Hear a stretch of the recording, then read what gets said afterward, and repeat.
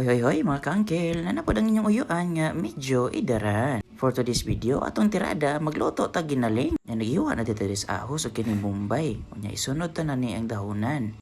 Nga dili po ta ni kalimtan kining sili at sal. Ato pa din apilan og patatas para patas. Ato pa din apilan og carrots.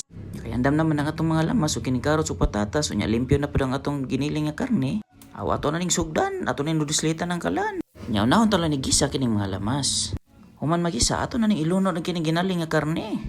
O nya ato lang din gitimplahan na ning gini sa mix. Nya ato lang din katag-katagon para makupusan dayon. Nya ato na ning butang nga kining inad-ad nga dahunan. Nya ato lang pud ning ukay-ukayon. Og nya sawa madugay ato na ning ilunod kining patatas ug carrots. Nya nagdugang lang di pud deta drig oyster sauce no.